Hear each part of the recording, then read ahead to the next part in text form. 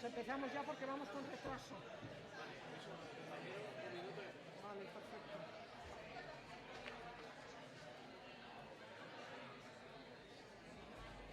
It doesn't work, so he has to. When they said we can go, we go.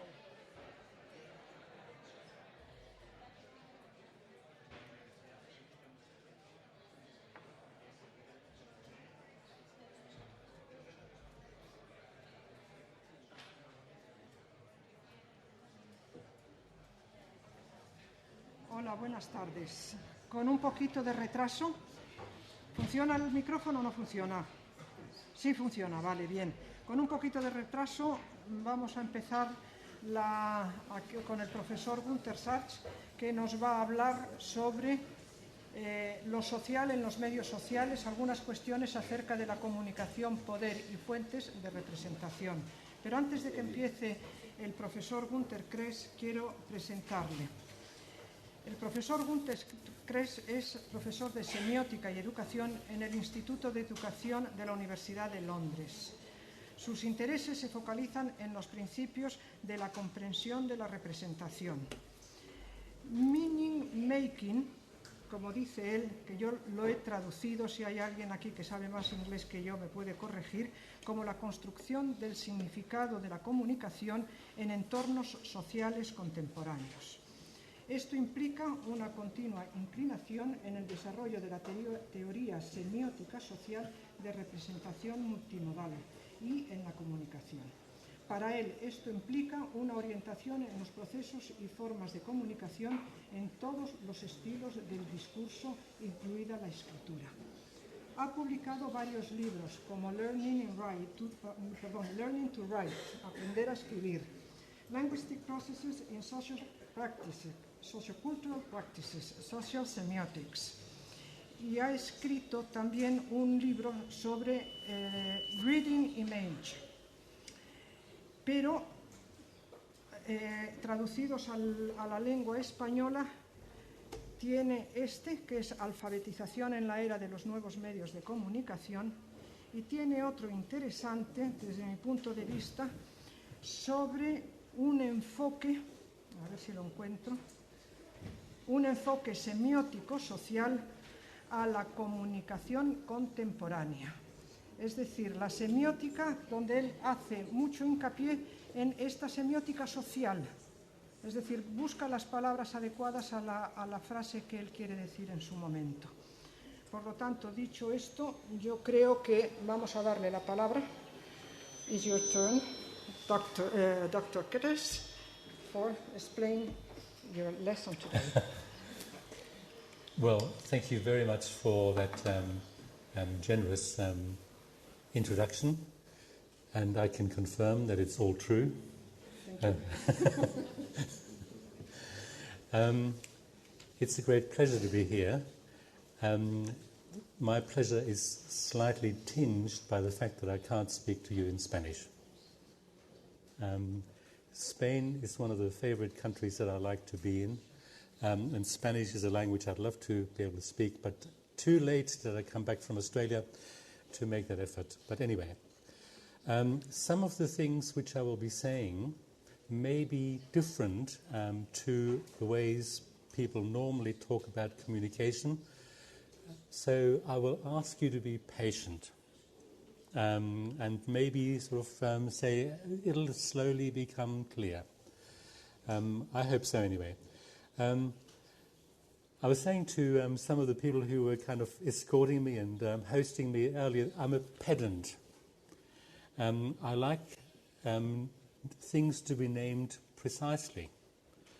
And especially now, when times are changing and we all know that the present moment or the present decades is a period of intense change, there is a temptation to name things by names which were familiar in a former time, but which don't really quite fit for the kinds of things we're naming now. So, for instance, in my title, when I suggested it, I wondered why we talk about social media. Because you could ask, which media are not social? Yeah? I mean, which media are not social? So what is it that makes us put the word social in front of social media? Obviously, we want to signal something has changed. And so a big question is not to name something quickly and think it's done, but rather to say, why are we naming this thing social media? What has changed? What do we need to understand about these media? And of course, it isn't the case that lots of people haven't thought about that, but those are the kinds of things that interest me and bother me. And instead of, say, using the term literacy in the way that it is fashionable at the moment, I want to say, let's name this kind of stuff more precisely. Literacy for me means writing, the cultural technology of writing.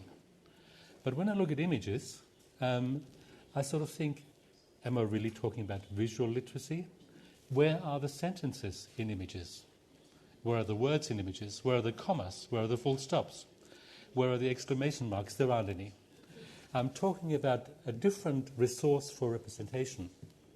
And to name it very quickly as visual literacy, or more broadly even in relation to the media, to name something as media literacy, I feel I've begun to lose control of what I really want to say.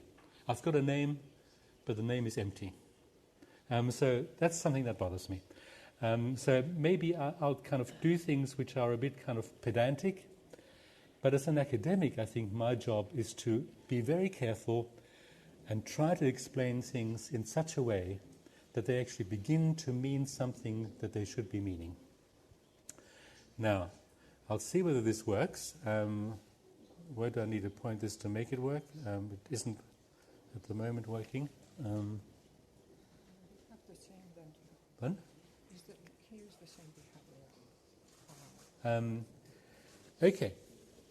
So I want to make a distinction, for instance, between the social and the cultural. Quite often those two terms are used in the same way. And I think it's very important to make a distinction. The social, I think, is a field of action. The social is a field of action in which power is always present. So when I think about social media, I talk about kinds of actions in mediating meanings in which power is present in some form or other. Culture, for me, on the other hand, names a domain of resources, things that are available to me to do things with. So I'm going to make a kind of a distinction between the social and the cultural. The social media are a field of action in which power is present, and in that field of action I use cultural tools, cultural resources, cultural technologies to do the kinds of things I want to do.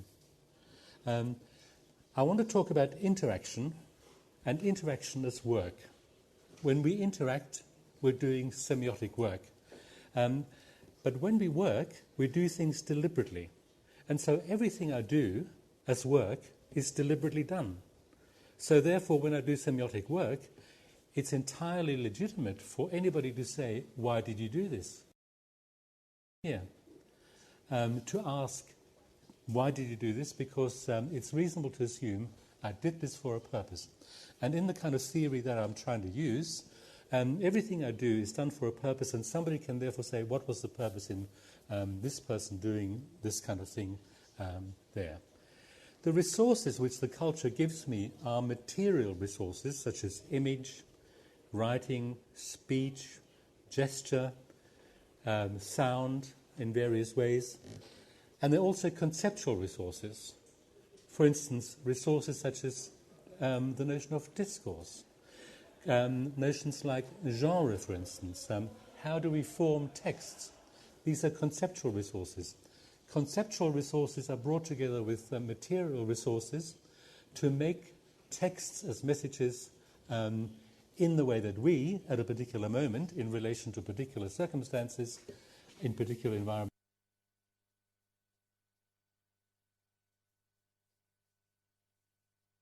What is it I can do with writing that I can't do with image? What is it I can do with image that I can't do with writing? Or what can I do with a gesture that I can do neither with image or with writing? what are the limitations of gesture? What are the limitations of writing? And one of the things which is important now is once we have several modes, resources for representation, we can say we're always using some of these together, and therefore each one of them is actually making a part of the meaning of the whole. Each of these modes, my gesture is making some meaning, my facial expression is making some meaning, what I'm saying is making meaning, my tone of voice is making meaning. All of these things are making meaning together, but what that means is that any one of these ever only makes part of the meaning of my message. And in relation to what we call language, that's quite a profound thing to say, because it's saying, unlike what in the West we have thought for a long time, it is saying language is not a full means of representation, but language is always partial, a partial means of representation. And in the West we have relied on the fact that everything I could think, feel, want to express, represent, could be done through either speech or writing. And what multimodality says, the presence of many modes for making meaning, it says no, actually there are some things you cannot do with speech or with writing, and therefore we supplement these things with image or with sound or with other kinds of things. A whole new field of research is opening up.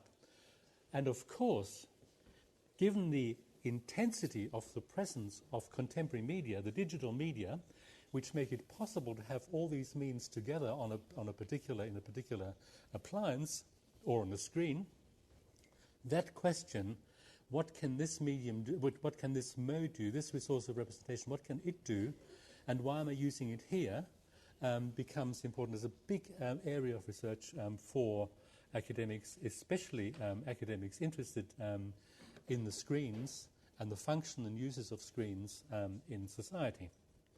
So, for me, I'm not a psychologist.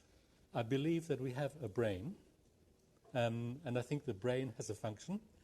It is one of our more important muscles. But for me, rather than saying the cognitive is prior, I say the social is prior. It is in social environments that we use our brains.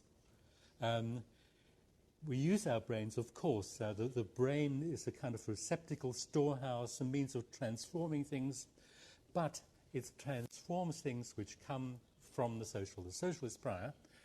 And so therefore, in the kind of communicational theory that I adopt, I want to have a rhetorical stance. I want to say, going back to old forms of thinking about this, but not using the old terms, the teacher in a classroom, for instance, is a rhetor. She or he attempts to understand what his or her audience is about. They're 7 years old.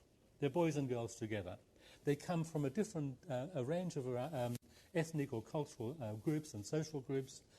How can I make something enjoyable for them? How can I make it such that they can actually understand it, engage with it, remember it, so that they can be interested in it? That's the rhetor's task. What resources do I have to appeal to this group of 7-year-olds, boys and girls, different social backgrounds, different cultural backgrounds? That's what the rhetor says. But the rhetor says that whether she or he is talking about 7-year-olds or 70-year-olds, the rhetorical stance is essential in a society which is no longer stable. In a stable society, I could rely on convention to know that in this particular situation, this is what I should do. In an unstable society, and Anglophone societies are unstable, and I'm making this a case about, say, the place where I live and work, England is profoundly unstable. And the state is actively engaged in smashing up the stability of the social. Because we're all free, we're all individuals, we don't need the kind of fetters of stability. So in an unstable situation, each time I encounter somebody and communicate with that person, I need to assess what is the situation of communication. Who is the person? Who is the group with whom I'm communicating? I need to make these rhetorical assessments each time newly. And what are the means whereby I can make my message, my meaning clear to this particular group? So the rhetorical stance, and I think, especially when you are interested in, for instance, communicating online, or when you're educators who use the internet as a means of communicating, where you have absolutely no sense really who is on the other end of the message that you're receiving, the notion of rhetoric and how can I make this communicable to what I assume to be my audience becomes absolutely crucial. Now, instead of talking about literacy in every context, verbal literacy, of course, and visual literacy, and computer literacy, and media literacy, I want to say, introduce a new term, which I have been told is perfectly straightforward in Spanish, the term mode. So I say the mode of image, the mode of gesture, the mode of speech, the mode of writing, the mode of music. All of these are modes which enable me to make meanings differently. Music can make meanings which speech cannot make, and gesture can make meanings which writing cannot make. But when I combine them, then I can get a rich account of the meaning I want to make at a particular moment. The media for me are quite separate from these means of making my meanings material. Yeah? I make my meaning material by writing something and I supplement it with an image. The media, however, are the means I use for disseminating these texts which I've made.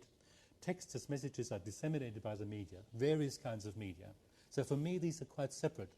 And so therefore, conjunctions like media literacy is for me a kind of an impossible term, because medium names that which I use to disseminate my meanings, and mode names that whereby I make my meanings, in image, in speech, in music, in moving image, in writing, and so forth. Yeah?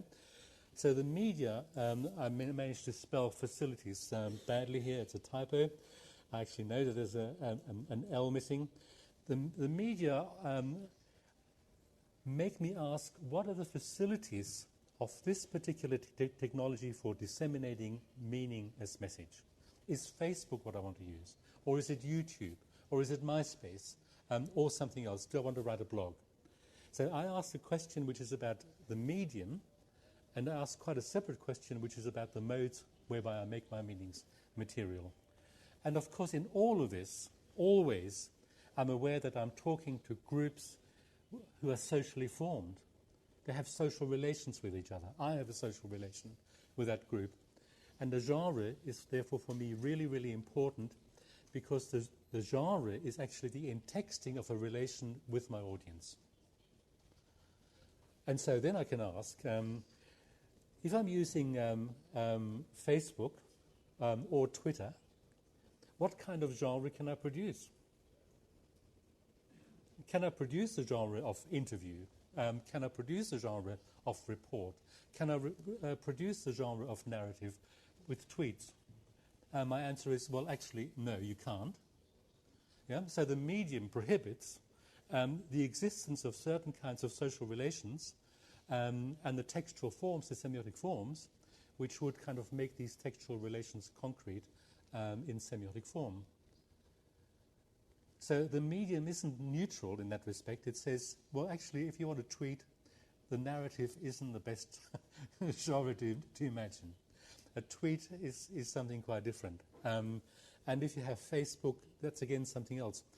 The media actually suggests certain kinds of social relations, but you can turn that around and say, I would like certain kinds of social relations which are differently constituted to the tweet, and so therefore you say, I will avoid this particular medium for this particular thing, I'll go to different mediums. So these things for me are enormously significant.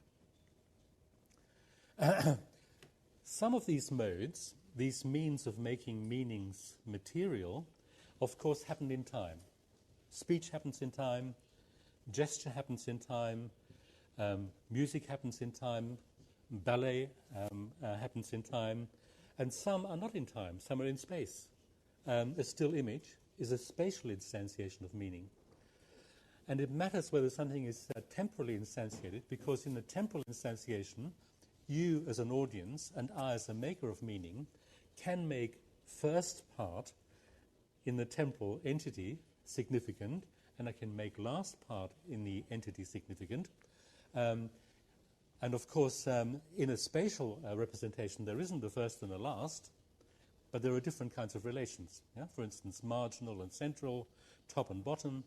So the image, because it is the still image, because it's spatially instantiated, doesn't offer me the possibility of making something first, but it says you can make something central.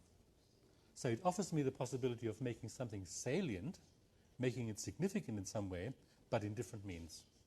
Yeah? And so if I'm using screens for communicating with an audience I barely know, these are important questions. Which is the best mode, the spatial or the temporal, and why? So this is the kind of question I ask, the potentials and the limitations of modes. In what I'm telling you now, or going to tell you over the next little while, I will draw on different kinds of research I've done, and in one or two instances on research which colleagues of mine have done. And actually, when I was invited to come here, I said to Roberto, I said, I know nothing about social media. And I really meant it. I might have said something like, I'm the second most ignorant person in the world about social media, because I assume there might be somebody somewhere who's even more ignorant. He wrote back and said, but I quite like the sorts of things you write. I suspect he needed somebody to fill this spot, and so that's why I'm here. My colleagues are very interested in screen media, of course, because in every classroom in London now there are interactive whiteboards. And teaching is being changed in the most profound way by the presence of interactive whiteboard, which gives you a totally different resource to draw on and a relation with students. Anyway, most of my examples are not from what is the focus of this symposium, this seminar, that is social media, but I think what I have to say about communication might be possible for you to translate into the kinds of interests which you have. So now we're going to be with a class of 7-year-olds who come from a primary school in Clapham Junction in London, and the teacher has taken them to the British Museum. And on the day after the visit to the British Museum, the teacher has said to them, I want you to write me a story of the visit to the British Museum, and then I want you to draw me a picture of the visit. My point in showing you this is to say, does it matter whether I ask children, or anybody for that matter, to draw a picture or to write a story? Okay, so here then is one story, and it's quite representative by this 7-year-old. He says, or writes, when I got to the museum, it looked bigger than I thought. When I went in, I took off my coat and went into the men's toilet, and after I ran upstairs, I went into the lift. Then I went to see the mummies and all their stuff. Then we went to our cloakroom so we can get our coat, and then we went to Waterloo Station on a tube and a train to Clapham Junction and walked back to school and went home very happy, and I told my mum, sister and my brother. The end. Okay, it's written, but you can see it leans very heavily on speech. It is actually organized by temporality, by the chronology of the day. It leans on temporality as its organizing principle. Now let's look at the picture that this young man drew, and this is the picture he drew. Now you could say, okay, do we pay attention to what 7-year-olds do? And the answer might be, well, it's childish, no, we'll ignore that. Or we can say, maybe a 7-year-old child, can actually tell us something which is important. And I think what is important for me here is then when you ask somebody to represent something, the recollection of something, in a temporally instantiated medium, it is likely that the representation will be temporally organized. Yeah, speech is temporally organized, and writing at this stage in the child's life is still organized temporally. But when you say to the child, represent it visually, then a different set of principles appears, which is what in the visual recollection were the things which are most salient for you, and how do they relate to each other? And what was most salient, and you can see that in the little story that he wrote, he thought the museum was much bigger than he had imagined. It looked bigger than I thought, and you can see that the facade of the British Museum is something which he kind of represents. It's impressive. And he talked about the mummies and all their stuff. And they're there. But the representation, its representation is not about what is first and what is second, or in what sequence did it occur, but rather a very different kind of organization. Yeah? Now transpose that to a 17-year-old who has to do something about physics. Is it better to have a verbal instantiation, which makes one kind of requirement, or a visual representation, which makes a different kind of requirement? This is the question that lies behind me. The other question which lies behind me, and this is the point about the social media. If the social media prevent, for instance, certain kinds of genres from being produced, and therefore point to very different kinds of social relations, it may be that we should ask, if we use the visual all the time, will it habituate us to see the world in different terms? Not in terms of sequences of actions and events, but in terms of salient entities and their relations in space. And so behind all this are these questions. What do the social media actually privilege in terms of the representational modes? Do they privilege image? Do they privilege writing? Writings of what kind? And what is the consequence? I've already attempted to say, in terms of genres, social relations, there's a real kind of impact there, a kind of a force that prevents or makes possible certain kinds of things. In terms of modal representation, similarly. So now you come to think, okay, well, we're dealing with university students, or we're dealing with school students. Is there kind of any application in this? Of course, when you now deal with university students who have gone through school and have just moved into university, you're dealing with people who actually have already become habituated both to these media and to these modes of representation. Because there's actually now a generational divide, which is round about the age of maybe 30, 35, or maybe a little bit younger. Below that age, the new media are not new. They're the media. And these new modes of representation are not new. They are what's normal. And so there's a generational divide. And we, as educators, are dealing with groups of people for whom what was normal for me is no longer normal. What was naturalized for me is no longer naturalized for them. Okay. A different example, which comes from a research project I did with a colleague who was professor of science education, about science education for 13, 14-year-olds. And this little example comes from a lesson, the fourth lesson in a series of lessons on plant cells. So the children have seen plant cells, they've seen models of plant cells, lots has been talked about, and they've read about plant cells. And in the fourth lesson, the teacher says, can anybody tell me something about cells? And somebody puts up a hand and she says, yes, Susie.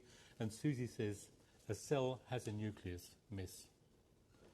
A cell has a nucleus. Two nominal entities connected by a verb of possession, and that is the knowledge. This is how the knowledge about plant cells is configured by this girl in response to the question, the prompt by the teacher, can you tell me something about a plant cell? Then she says, Susie, come to the board and draw it. This is before the era of the interactive whiteboard on which you can't now draw. And Susie gets to the front. The question which she now has to answer is not how many entities are there that I know and how are they related, but rather, where is the nucleus located? How big is the nucleus? Is it a dot? Is it a circle? Is it a large dot? Is it near the cell wall, or is it near the center of the cell? Entirely different questions. Same knowledge, seemingly, but the moment you move to a different mode of representation, different questions appear. So she draws something like this, which is relatively accurate. The nucleus is near the cell wall. It's about that kind of size in relation to the cell overall. The point I'm wanting to make is that by representing in writing, you're forced into certain kinds of epistemological commitments. You have to say, this has that. When you ask the person to represent that knowledge in drawing, you're forced into a different epistemological commitment because you can't avoid putting the nucleus somewhere. And wherever you put it, you've committed to yourself to saying, that's where it is. Yeah? A different commitment. So visual representation forces us into a different epistemology and a different kind of commitment to verbal representation, whether, speech would be different again to writing. And these are things which are profound at every level, not only at the level of 13 and 14-year-olds learning science in school, but also at university and also much later in life. How do I represent it? What about my knowledge do I wish to represent in what kind of way? What kinds of commitments do I want to avoid? And you can never avoid commitments. There's always a commitment, but you can choose which you want to avoid and which will I choose. Okay. The point I'm wanting to make is that with the new media, there's an intensification of that kind of question, because the relative ease of using image as against writing or speech, moving images against still image, having a soundtrack overlaying all of this, these are relatively easy means of making a representation, and so these questions become intense. Of course, as I said before, when we use representations, when we make our messages, when we speak, when we do these things, we always put modes together, and I talk about that in terms of orchestrating modes. It's much as a composer who composes a piece of music says, I'd like this bit to be played by a flute, and I'd like this bit to be played by a trombone, and this bit to be played, and you orchestrate your piece in different ways for a specific kind of effect. And I think that kind of thing is now going to be commonplace in all kinds of representations that we make. And if we think about the future of language, broadly speaking, or writing much more specifically, we have to think about writing now in that kind of orchestration, because writing might disappear in many orchestrations. It may not be the thing that is important, or it may become quite marginal. It may be sort of on the margins of something. It may not be the central kind of issue.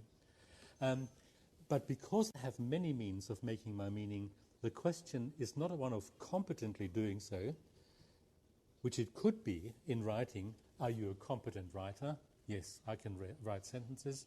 Can you make yes, I can make a complex sentence. Can you punctuate? Yeah, I can punctuate properly. The question now is not that of competence. The question is, can you design your message in the best way possible for this particular audience, given the kinds of things you want to communicate to this audience and the means you have available? Design moves into the foreground. Now, I work in an educational institution concerned with the education of young people. At the moment, competence is what our government strives for, while at the same time saying young people must be innovative and creative and adaptable to change, but they must kind of rigidly obey the rules which we learned 50 years ago. And I say, well, actually nonsense. Young people need to be able to make the meanings they want to make in the best way possible. They have to become designers of their meanings, which they will put into the world using the media which they think are best for their purposes. So design moves into the center, and the social effects of these ensembles, of course, is a question. The effect of one kind of ensemble might be very pleasurable to one group, and it might be completely off-putting, negative for a different group. So these become very, very sensitive questions. Now, this is not from a research project, but from my everyday experience. I go to work on a bus. I go to work on a double-decker bus, being in London. And every morning, when I get to, the bus rather gets to a certain kind of intersection, it's very busy, or even at 7 o'clock in the morning, it stops there. And here I see a sign of how to get into the car park of a supermarket. Yeah, fair enough, straightforward. It uses 3 modes. It uses writing, it uses image, and it uses color. Yeah? And you could say, why does it use 3 modes? I would respond and say, could you write all this down? And given that there is a busy intersection and there are cars all around you, 3 lines of cars next to you, would it be possible for the driver of the car to read what you would need to write in order to give these instructions? The answer would be no. Yeah? You couldn't. So in other words, you kind of put these modes together because image does something that writing doesn't do easily here or at all, and color does something else. For instance, the red line, which you may just see, highlights the route you should take. You put these things together because that's the best way of making the meaning you want to make, and if you didn't put them together, it just wouldn't work. Now, on the other side of the same road is this sign, another supermarket, Waitrose. It uses writing, it uses color, and it uses a diagram, an image. Yeah, same modes as before, for roughly the same reasons, but in a somewhat different style. Now, it may be that some of you have spent time in London and know something about Waitrose and Morrison's, but for those of you who haven't had much experience of these two supermarkets, I might ask a slightly different, odd question, namely, if you had a choice to go to that supermarket or to go to this supermarket, where would you go? Most people say Waitrose, even though they don't. So there is something about, I think, about middle-classness. I don't want to offend you by that term. But there's something about middle-classness that this selection of modes, but in this particular style, font, color scheme, yeah, it says, this is me. Yeah, this is me. This other thing here is very crude. It's kind of too kind of heavy. And I'm sure that if I went into that supermarket, I would find mothers who kind of smack their little children when they're not behaving. Whereas in Waitrose, the mothers would say, James, we don't do that sort of thing. Yeah, so these are not just geographical indicators. These are not just maps of how to get from one place to another. These are also social maps. And every representation is always at the same time a social representation. It says it locates me in a particular, or as a particular kind of identity. I feel comfortable with this. I don't feel comfortable with that. Now, of course, when you make representations for the internet, you have to bear that in mind. You're making representations which are not directly, straightforwardly representations of, say, a bottle, but they're also representations of a bottle which appeal to somebody or not appeal to somebody in terms of their subjectivity, in terms of their identity. So these things cannot be avoided. Okay, so orchestration is always dependent on design. Design is always dependent on a rhetorical assessment, and the result is, of course, a particular style. And style, I've said here as a kind of a slogan, is always the effect of choice. And because the choice is always constrained by all sorts of things, I've called it the politics of choice. Yeah? So you're making a political statement even when you make the most banal representation. And that's the case whether you're making it like I am now here in this kind of way, or whether you're making it on the internet, and that has to be borne in mind constantly. In the two images I've shown you, you could say these modes are specialized. Image shows, writing tells, and color kind of provides coherence and also highlights. And I'm using these images, or rather the designers who did that, used these images in terms of the affordances which they offered. So in taking a rhetorical stance and in designing, you're also designing a potential world in which the person who will engage with this design will feel comfortable or not feel comfortable. Now, you're not just kind of designing something. And that applies to all media. It applies to blogs, it applies to Facebook, it applies to whatever they are. So in designing, you want to construct a coherent world, not somebody where somebody says, why is this color here? Or why is this in this particular place? But something is coherent and you're comfortable. What are the social characteristics of what are the salient features of what is to be communicated? What are the resources which I have to hand? And design says, a good design says, everything that should be there is there, and it's in the place where it should be. And I think if you design a website or a blog or whatever it is, this is a kind of an underlying assumption about what you should be doing. Now, that should be guiding it. And there isn't, in that kind of sense of communication, anything which is banal. There isn't such a thing as banality. Everything is significant. Because everything, among other things, is also a social kind of indicator of who I am. And I'll skip past these things because I don't want to make my talk overly long. But I just wanted to show that there's a relation at every level between representation and other things. So this is a 3.5-year-old learning to write in an alphabetic script system, a 3.5 learning to write in a character-based script system. This is how they learn to write in sort of squared bits of paper. But the point is you learn to make the character so it balances in a square. And that is a habit which you continue. The square and things balancing in the square is a habit you take away. And so it's no surprise that timelines in the West are linear, but that the representation of time in this case Japan, but also in China, is not linear, but modular and central, because that's an underlying disposition. It's not surprising, there's another instance of it, it's not surprising that you get your Japanese meal in something which is modularized, which already prefigures what you're going to have. Yeah, these little bits of modules say this much wasabi sauce and this much vegetable and this much fish, and it goes there, and that's where the rice goes. Things are kind of ordered, but this is an ordered society. In England, I think at the moment, yes, of course, you go to a Japanese takeaway and you get this, but this actually suggests an ordered society where you know what a meal is going to be like. It's reliable from day to day. It's dependable.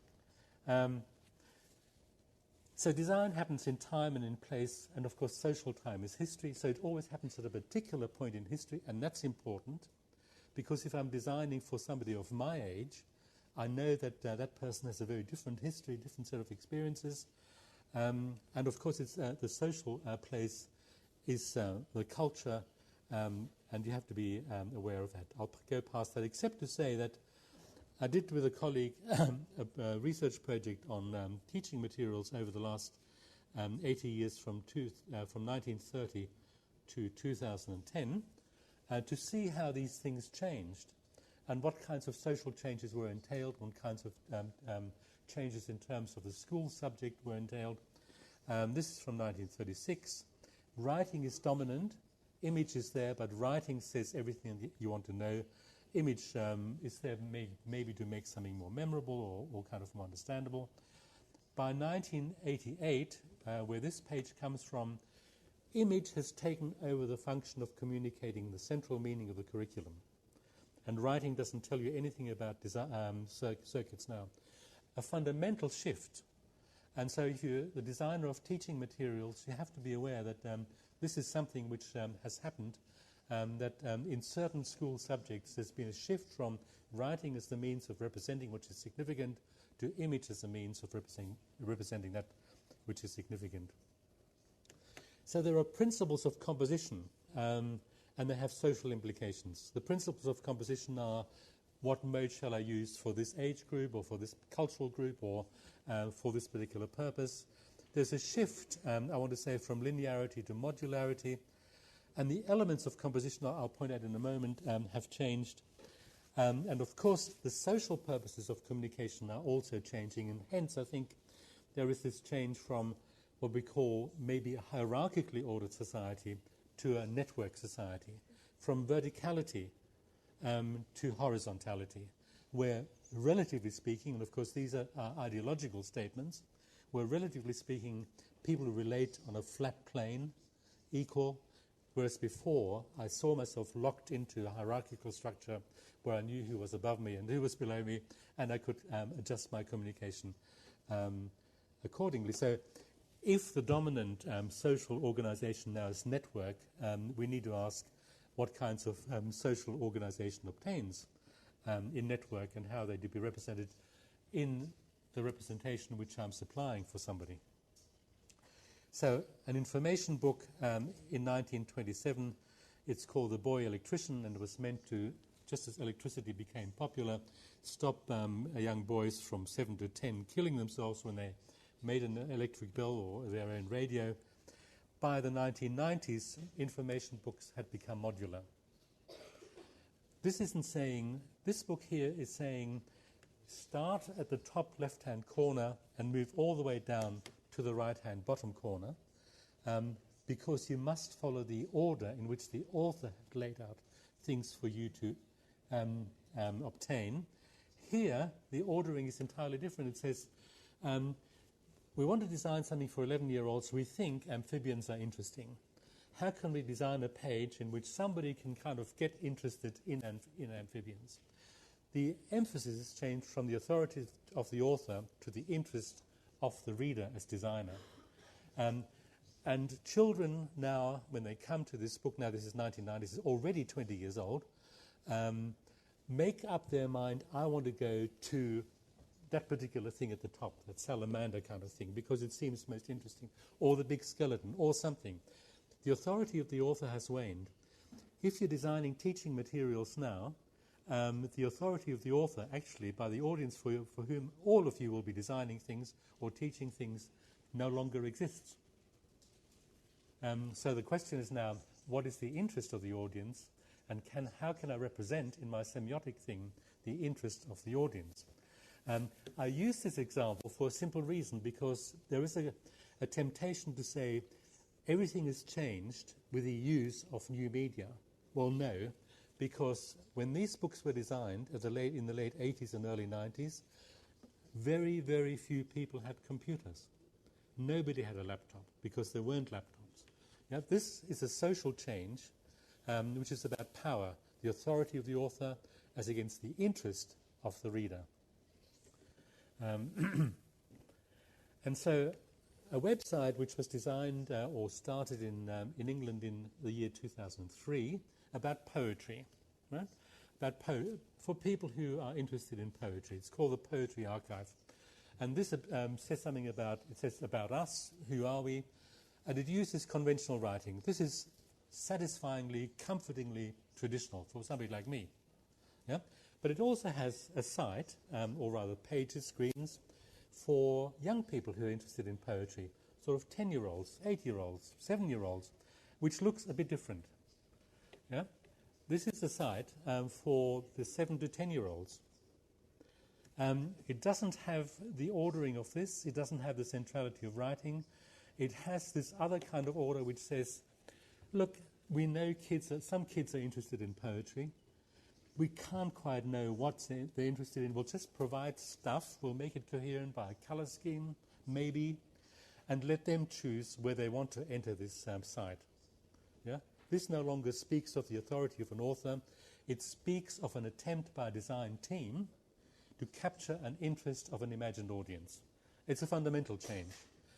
Color is important because if 7, 8, 9, 10-year-olds are interested in poetry, we think that they are sensitive souls. Yeah?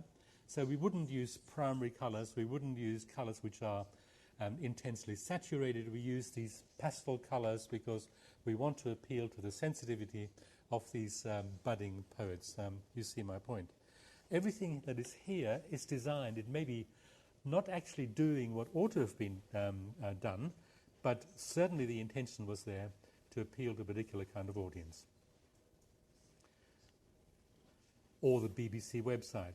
It doesn't say kind of enter here, but it says what might attract you? What is your interest? And the child is the designer of her or his own route through the website. Now, what I think is happening a lot with the contemporary media is something more. I mean, here, the design team has said all of these things would be interesting to, say, an audience from between 7 and 12 years old, and we'll kind of put them down and we'll make them seem attractive. We'll add a soundtrack to it, and these things move a bit. These things at the top, they move. It'll be very attractive. In some ways, it's still traditional because the design team kind of makes it. Of course, the reader comes to it, engages with it in particular ways.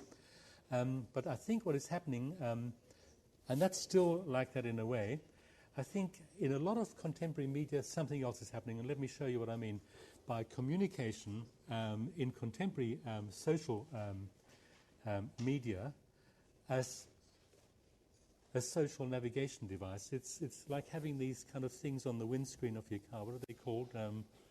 These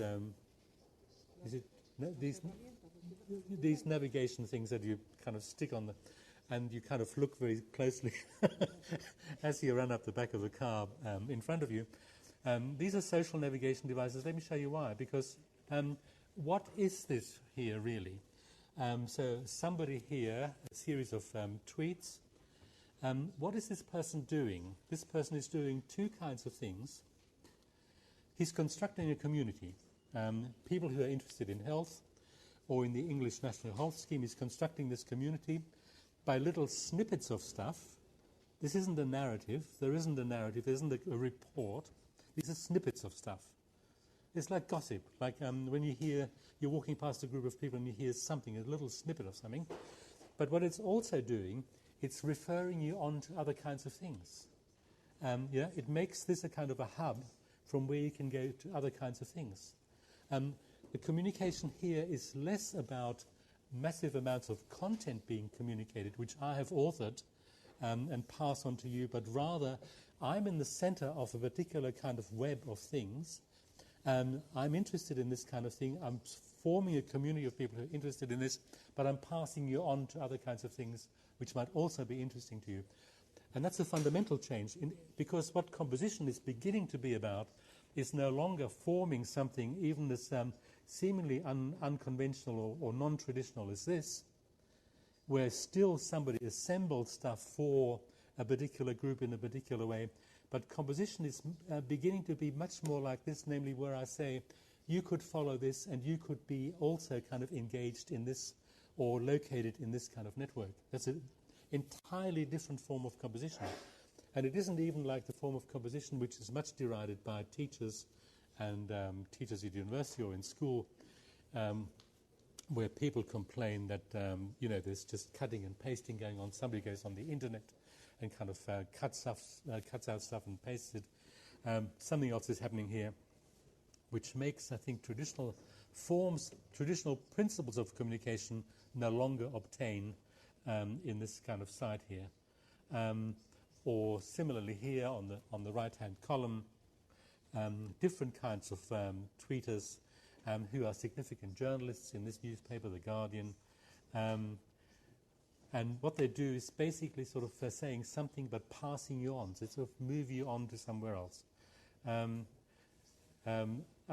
My computer wasn't allowing me to do proper screenshots. So this is a website of a restaurant, but you can see down there's a little bit of a map and a little bit of what the inside of the restaurant looks like, and there's a timetable where you can book and stuff like that. And here's a comment from somebody. This is assemblage of a contemporary kind. This is no longer saying literacy in the old form allowed me, on the basis of letters and words and stuff, to make kind of this is kind of assembling stuff in a completely different, not random, by no means. So when we want to understand this, my first question is, what are the principles of selection and what are the principles of composition? Why is the map down there and why is something else in a different kind of place? Just as we asked with the drawing of the museum and the mummies of the 7-year-old. 5 minutes. Don't need it. 5 minutes. I want to just show that you have new media, you have social media, and you have traditional users. Because here's a different daily newspaper, the Daily Telegraph, in England, and a journalist who's in this little text that she writes. She writes a long text on this blog, and in the little text she says, "I'm not a blogger." Right? She's making a blog in which she kind of declares she's not a blogger. So you can use a kind of a new medium, a new platform, but you can kind of populate it still in a relatively traditional manner. So this is why I think the notion of the rhetoric is important, because you need to know who your audience is. So something about design. And I'll say, a simple question would be, if you put the images of the food on the other side and had the text, the written text on the left, what would be the difference in meaning? I mean, those kinds of questions, extremely banal questions, and I think the meaning would be completely different. Facebook, I'll just go past this. I want to finish with a very, very quick notion about learning, because the conference is concerned, among other things, with what it calls digital learning. I don't know whether digital learning is a new form of learning, which has kind of reconfigured the genetics of my brain, or a new generation's brain, or whether it actually means learning in digital environments, digitally mediated environments. A notion of communication from the early 20th century was something happens in my head, I sort of do something, it goes to your head, you do something, it comes back to my head. I want to say, let's have a realistic model of communication, a realistic model, something that happens every day, constantly, a normal model, not this other one, which hardly happens. So I have been doing for 5 years quite a bit of work in operating theatres. And here you have a photo of an actual operation. The person nearest you is somebody who in English is called a scrub nurse, that is, she can participate, she has sterile hands. She can, the scrub nurse, chief surgeon, assistant surgeon, anaesthetist, and just on the right over there you see a little bit of the operating theatre technician. 4 professions with different traditions, different ways of thinking, different responsibilities, all focused on one task. How does communication happen here? Yes, there is speech, but quite often and most usually the speech is not about the operation, but about the holiday which the surgeon has just had, or the fact that he can't get beds for his private patients or whatever. But the communication is happening by the scrub nurse moving slightly towards the head surgeon, because she's about to pass an instrument. The head surgeon might put his hand on the hand of the assistant surgeon. The scrub nurse might look at the assistant surgeon, and he thinks, why is she looking at me? A whole lot of stuff is going on. It's not as me communicating with you, but stuff is going on, and I make a decision, this must be for me. This is meant for me. And I kind of, out of this mess of stuff, kind of cut something out, regarded as a prompt for me to act. Yeah, that turns the notion of communication entirely on its head, because what it says is communication happens as my response to something which I've made into a prompt for me. And also communication happens when there is interpretation. I won't say much about that. Communication happens when there is interpretation. Think about that in the classroom. Communication does not happen when you've put materials on Blackboard or on the... communication happens when there's interpretation. Let me give you a few instances of this as a problem. Another research project with colleagues in Sweden on museum visitors. Among other things, we asked the visitors, always in pairs, at the end to draw a little map which would represent their sense of what the museum was, the exhibition was about. In Sweden, it was called Prehistoric Sweden. In London, at the Museum of London, it was called London Before London. The exhibition was in Stockholm was in 5 rooms. This person has kind of made a few more rooms, and she's populated the rooms with writing. Somebody else in Stockholm, same exhibition, different interests, makes this the map. Now you might say, in a school you might say to the child, that's not a map. Can you can you do better? You can't say that to a museum visitor, and you can't fail a museum visitor. You can't give them 0 marks out of 10. In London, London Before London, an 11-year-old dragged along unwillingly to see this exhibition, makes this as his map of the exhibition, because in the exhibition there's a little diorama that says on the present side of Heathrow Airport there's a very important Neolithic, or was a very important Neolithic settlement, and they put a model of an aeroplane there, and that attracted his attention. But 2 young German women, 18-year-olds, who came to England to learn something about England, one of them did a completely different map. She did this as a map. So which of these maps is correct? These are all interpretations of something which each of these people at this moment have taken as a prompt from a hugely complex exhibition. It should tell us something about theories of learning which focus too much on the teacher and the curriculum, and focus not at all on the interpretive selective and transformative action of the learner everywhere, even in conditions of power, and particularly in conditions which you, if you're providing stuff on the web, can hardly control. I'll leave you there. Okay, thank you.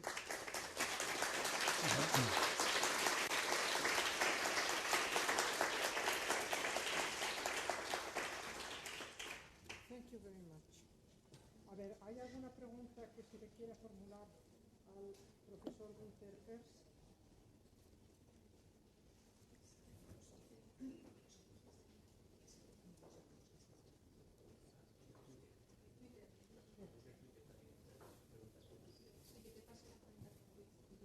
They can ask you by Twitter the question. Maybe then They weren't tweeting. and then you answer.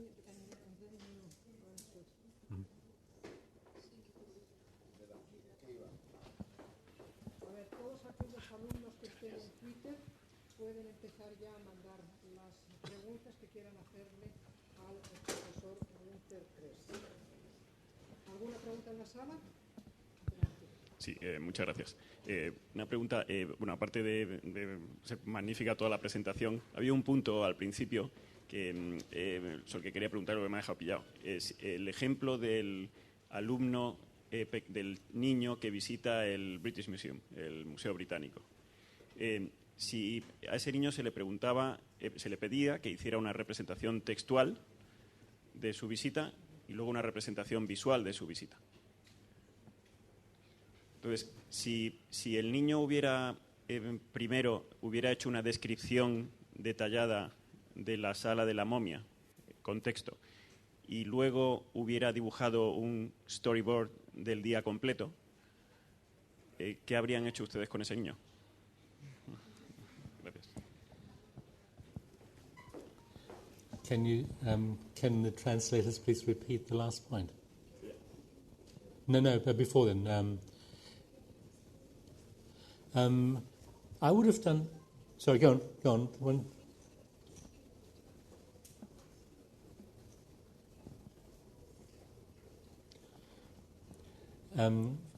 For a start, that naughty child had not obeyed what I told the child, namely to draw a picture. And so he would have been stood in the corner. It wasn't I who did it. It was the teacher who asked the questions. I would have looked at the storyboard. And I would have looked at what the child had represented visually and what the child had represented verbally. That would have been a very interesting issue. Because he would have had a choice of making that selection. So I think whenever somebody makes a representation, that would be, for me, the first question: what has the person selected to use for what kind of purpose? And I would take the 7-year-old's selection and representation as seriously as anybody else's.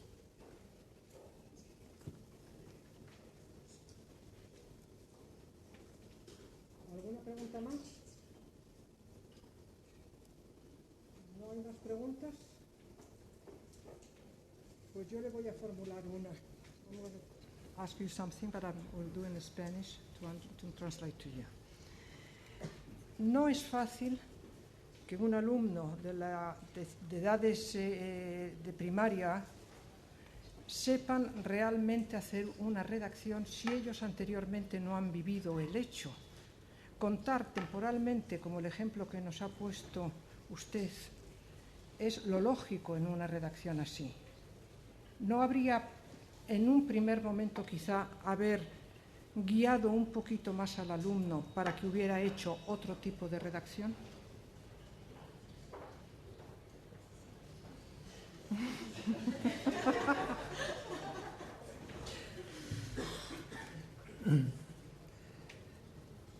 Well,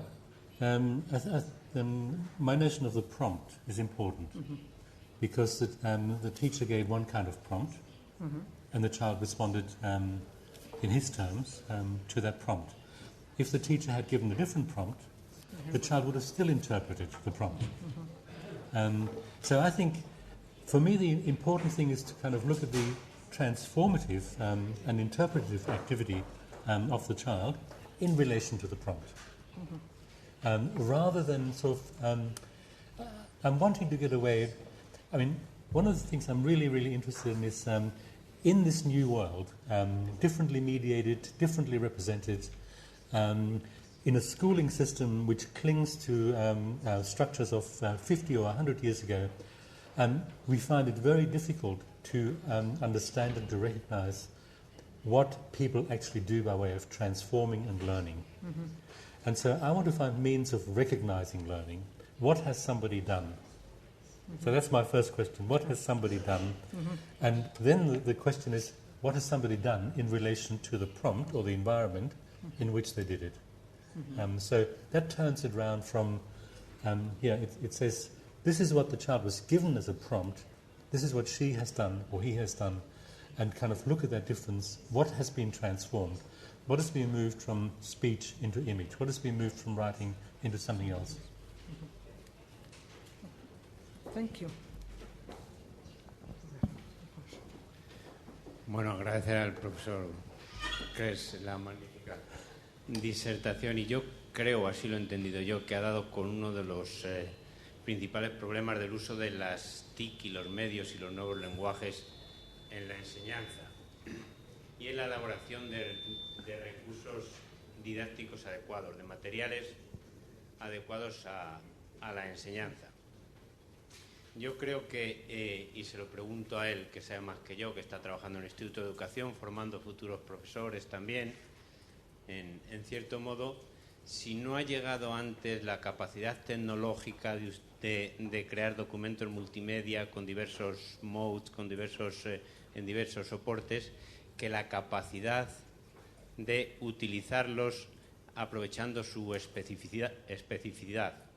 Es decir, si al final no estamos, como él ha dicho, utilizando nuevos medios para viejas formas de comunicar, y si el profesorado está capacitado para asignar a cada lenguaje, a cada mode, su función específica y el contenido de comunicación que más se adapta a esa forma de comunicar. Si el gran problema que podemos tener ahora en las escuelas es que la fascinación de los nuevos medios ha hecho que los utilicemos con la misma falta de criterios que utilizábamos los viejos. Y si utilizan mucho, hay una comunicación multimodal, pero no necesariamente utilizando el tipo de lenguaje más adecuado a cada contenido.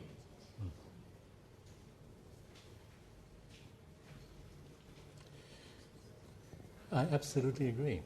One of the reasons I showed the Daily Telegraph blog is because you had an instance of that. Somebody maybe not as old as I am, but nearer my generation, using a new medium in a completely old-fashioned way. The school is hampered by, and when I say the school, I mean a school system politically controlled. Now, in England, one has to say it's beginning to become difficult to speak of a school system because the system is being smashed up. Schools are being privatized. The state is kind of shuttling off responsibility for schooling. So there won't be a system, but there'll be a kind of a fragmentation of kinds of schools. But let's assume, at the moment still, politicians tell the school what it should do. Politicians in their anxiety reach back 50 years to when they were in a school and say, that was pretty good, it's got me to where I am, and the school will need to do that. Of course, the school meets young people who live in a completely different society, and one of the most important differences is that the society I grew up in was a society in which the state was intact. The state and the society relation was intact. The relation between state, society and economy was intact, and all of that is broken. The state has given responsibility to the market, the neoliberal capitalist market in where I come from. I think we're in a similar sort of situation nearly. The state said, let us produce citizens. These are people who should be more or less in some ways possessive of the same values, the same skills, the same understandings, a kind of a sense of where they might end up in the labour market, The market says none of those things. It doesn't say, let's produce citizens. It says, let's produce consumers. The fundamental characteristic of a consumer is the characteristic of being able to choose. Choice is what defines a consumer now. So young people have lived all their lives with the notion of choice, not with the notion of authority and will tell you what's good, but I choose for myself. So somebody, a minister of education says, tell me what to do. The children say, well, actually, no, I know what I want. So there's incommensurate gaps. The second point is that we as academics, and it may be that the next speaker should be exempted from that and the previous speaker should be, but I myself think I have not done enough to provide teachers with a full understanding, the full competences translated into how these things could be done in the classroom. But I think probably beginning to do something which will change a teacher's outlook, for instance, in relation to the notion of learning. Learning is interpretation, and therefore not that secure sense of I say it, he absorbs it or she absorbs it. I say it, and this child from this cultural background, from this ethnic background, will interpret it in quite different ways. So I think it's a problem we all face at the moment. I have a job, I haven't done enough. Politicians stand against it, anxieties of parents stand against it, and the neoliberal market in any case says we want consumers. That's by way of an optimistic... A ver, y después viene una persona de allí detrás, que ha pedido la palabra. Gracias. Adelante. Hola, buenas tardes. Mi nombre es Ana María y soy Social Media Manager. Quería hacer... Hola, buenas tardes. Quería hacer una reflexión y a ver qué le parece al ponente. Llevo todo el día escuchando hablar sobre educación, sobre redes sociales. Algunas ideas se me quedan muy clavadas. Por ejemplo, el tema de la necesidad de que esta inmersión en los medios sociales empiece desde las primeras edades. Entonces, mi pregunta va relacionada como que yo noto un poco como de separación entre dos medios. O sea, siendo el mismo medio social, siendo el mismo medio de comunicación, el mismo canal, Internet, la mayoría de los jóvenes, al fin y al cabo, de las personas que se supone a las que va dirigida esta charla, acceden a Internet a través de buscando un ocio, buscando una serie de contenidos distintos a los que estamos tratando aquí, que son la educación. ¿No sería conveniente empezar desde las bases para que los jóvenes no vieran solo Internet como un aspecto lúdico y de ocio? Bueno, pues esa era mi pregunta. In English history, and I know that only by hearsay, I wasn't educated in England, there was a king called Harold. King Harold apparently lived in the 10th century, and he didn't like, one day he was at the seashore, he didn't like the tide coming in, you know, when the tide comes in. So he kind of picked up a shell and he kind of wanted to kind of turn the tide back by splashing the water back into the ocean. I think we cannot turn back that particular tide, and maybe we shouldn't. But I think what we should do is attempt to understand it, and really going to the point that you're saying, what is it that children actually... One of the questions I have for myself, like when I say, what are not social media, I also say to myself, when are we not learning? And when these children use whatever the medium is that they use, are they learning? Of course they're learning. They're engaging in semiotic work. They're learning.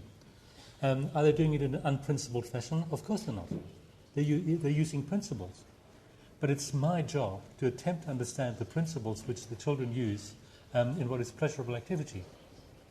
And then it's my job as an academic, and this is why I say I haven't done enough, it's my job as an academic to say, all right, I can see principles. Semiotic work is being done here.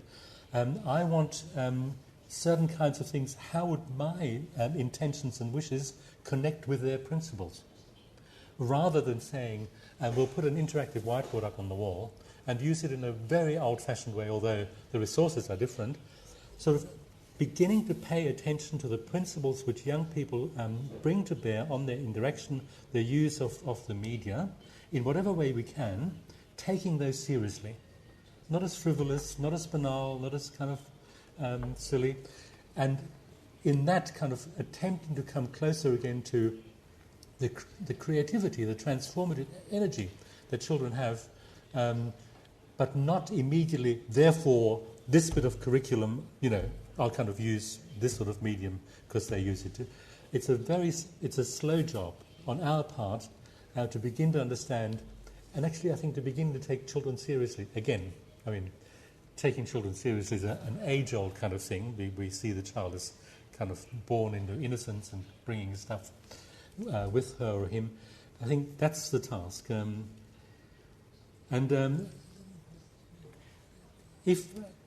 What is education? I mean, in England and maybe in Spain too, the emphasis is now not on teaching but on learning. That also is a symbol of a social change in agency. The learner is central, so we should understand the learner. And the teacher becomes a facilitator in designing environments for learning which make it easy, pleasurable, significant for the learner to engage with these environments. That's a different task to the one we have at the moment, which is I'll construct a curriculum and you better absorb it. Bien, la última palabra ya cortamos. Aquella persona de allí, vale, correcto. ¿Y se me escucha bien? No. Quería agradecerle su intervención, la cual me ha parecido muy interesante, en absoluto pedante, como dijo usted que iba a ser al principio. Y sobre todo me ha resultado bastante interesante la concreción en el concepto de medio y en el concepto de modo. Y entonces me ha traído un recuerdo muy agradable, ya que estamos aquí como en familia, entre amigos, se lo voy a comentar, sobre mi hijo. Bien, era un concurso, él tenía 2 años y medio, era un concurso de plastilina. Entonces él se presentó al concurso, hizo como una placa de plastilina y le dio un poco de volumen y eso fue lo que presentó en el concurso. Entonces el tribunal del concurso le llamó porque era una cosa muy rara y le dijo, ¿esto qué es? Y él salió y explicó lo que era. Y era lo siguiente, dijo, esto es una cueva, y con sus manitas también lo explicó, que era muy pequeño, dice, esto es una cueva, dentro está la mamá loba que está saliendo muy preocupada porque su hijito el lobito ha salido de paseo y tarda mucho en llegar. Y lo explicaba todo con las manos, lo cual me resultó tremendamente precioso porque es un medio y he utilizado muchísimos modos, ¿no?, a la hora de comunicar. Espero haberme adaptado a su concepto, más o menos yo lo he interpretado de esa forma, ¿no? Yo, viendo las capacidades que tenía mi hijo en ese sentido, ¿no?, y ya muchas más que había visto, seguí potenciándole esa capacidad creativa y la verdad es que mi hijo ya tiene 18 años y es un chaval bastante despierto y con unas características, bueno, ¿qué voy a decir? Soy su madre. Pero quería comentarle esta experiencia, solo era eso. I think you're entitled to be proud as a mum. And he hasn't run away from home. No.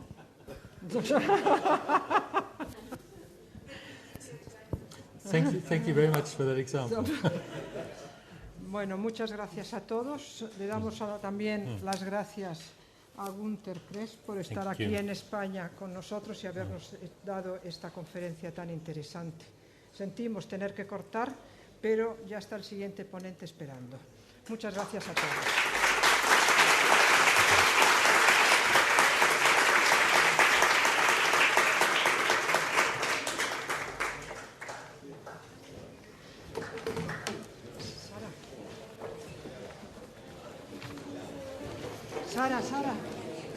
Sara.